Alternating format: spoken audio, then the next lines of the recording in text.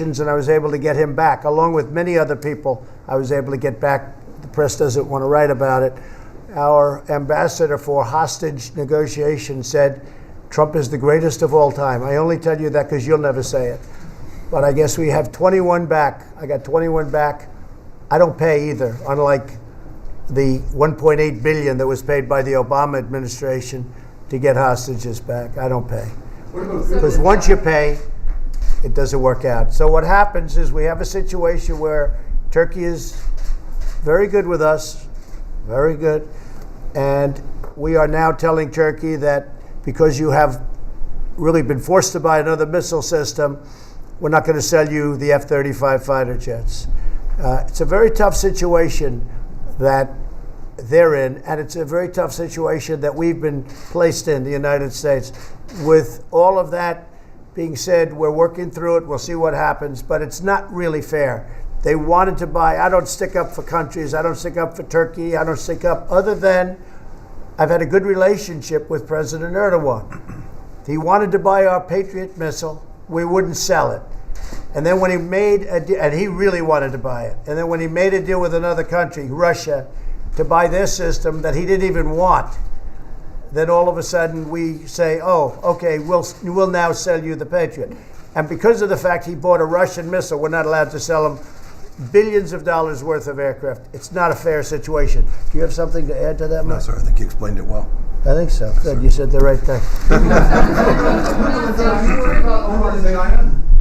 Google and China. Well, what we're doing with China, first of all, Peter Thiel is a friend of mine. He's a tremendous contributor. He spoke at our convention, at the Republican National Convention. Peter is a brilliant young man, one of the most successful people in Silicon Valley. I guess he was an original investor in some of these biggest companies, including Facebook, I understand. Yeah, he made a very strong charge. He's one of the top, maybe the top expert on all of those things. And he made a very big statement about Google, and I would like to recommend to the various agencies, including perhaps our Attorney Generals who is with us, to maybe take a look. It's a big statement when you say that Google is involved with China in not a very positive way for our country.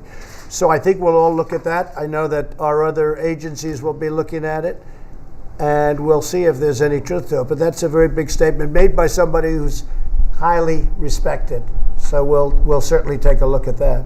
And at least 2 Central American countries have said they're not going to play ball with your new asylum plans. What are you going to do?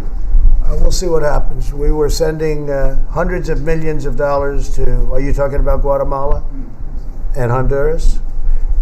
We were sending hundreds of millions of dollars to Guatemala and Honduras.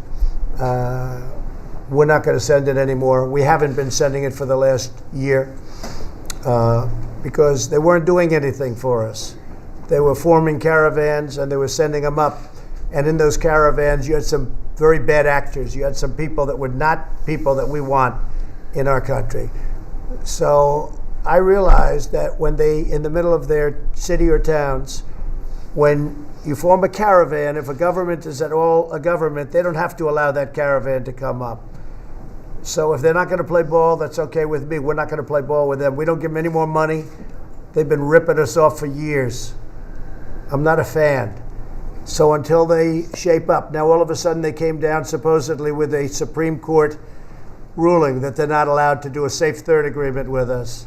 Well, I sort of wonder, did it come down because they wanted that ruling to come down? But we were giving them hundreds of millions of dollars like fools for years. And all they did is send us up. A lot of people caused a lot of problems, and a lot of the people in those caravans were criminals, hardened criminals, dangerous people. And why not? Why would Honduras or Guatemala or El Salvador, why would they keep their criminals when you can put them into the caravan, lose them in a caravan, and send them up to the United States? We take everybody. Because the Democrats don't allow immigration laws that mean anything. It's horrible. It's horrible. How they aren't taking care of just that one situation, which could be taken care of very easily. How they won't even give us a vote on that. we've had many interviews of the people in those caravans. Some of them are very bad players. You had interviews. One of the folks that was perhaps in this room, I think might be in this room, said, "What was your crime?" And the man said, "Murder." And the reporter looks at, "Murder?" It's a very famous clip.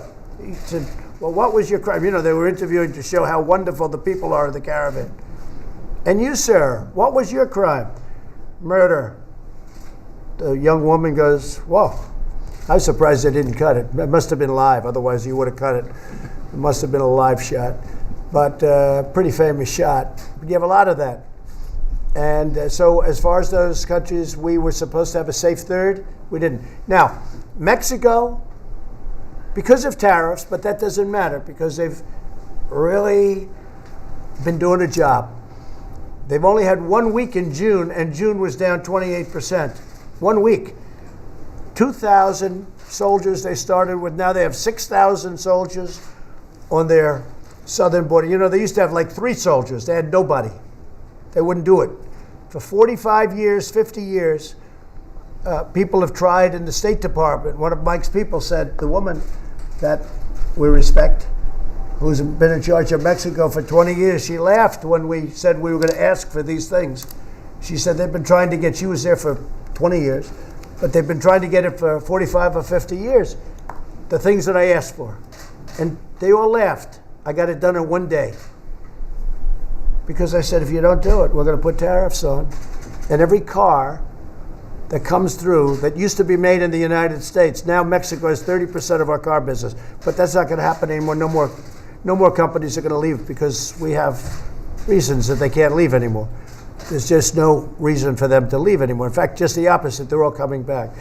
But now we have 21,000 soldiers, 6,000 on the Guatemala border, and which is, you know, obviously that makes the safe third, John, much less important. You understand? It's very hard to get from Guatemala to the United States.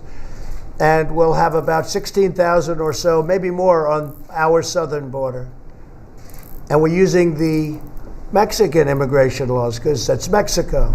And those laws say you can actually tell a person, I'm sorry, you can't come in, get out. Or they can take them back to a point of origin. So we're doing very well, but we have no help whatsoever from the Democrats, just the opposite. They want open borders. They obviously don't mind crime and drugs and human trafficking, which is a tremendous problem. And it's human trafficking mostly in women. And, you know, Democrats with their big, wonderful hearts, human trafficking with women, where 3, 4, 5 women are put in the back of a van or the back of a car. And they go through areas where there will soon be wall, but there's no wall right now because you can't obviously come through ports of entry. But we're really doing well on the border considering we have absolutely no help from the Democrats. And not only no help, just the opposite. Now, we won a big lawsuit against Nancy Pelosi in Congress having to do with the wall. You saw that 2 weeks ago. But we also have one that we're appealing to the Supreme Court. I think it was just put into the Supreme Court. And I hope we're going to be successful in that. But we're building a lot of wall right now. But it's being met with force. There's no question about it. The Democrats are fighting us on a wall. So people can come through. But now what's happening with Mexico, 21,000 soldiers, we're hearing that even the cartels are saying, wow, this is hard to get through. Because the cartels were bringing tremendous numbers of people into our country through diversion and other tactics and money.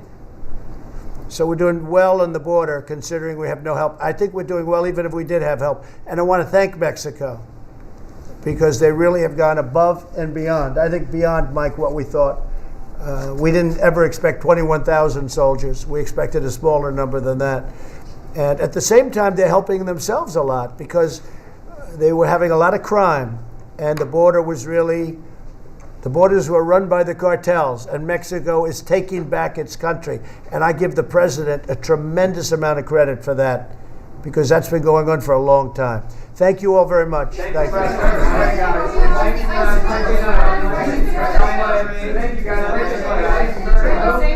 We're doing well with China, But you will see whether or not we have it. We're talking to China about a deal. We'll see what happens. But we're doing very well economically because they're paying us billions and billions and billions of dollars.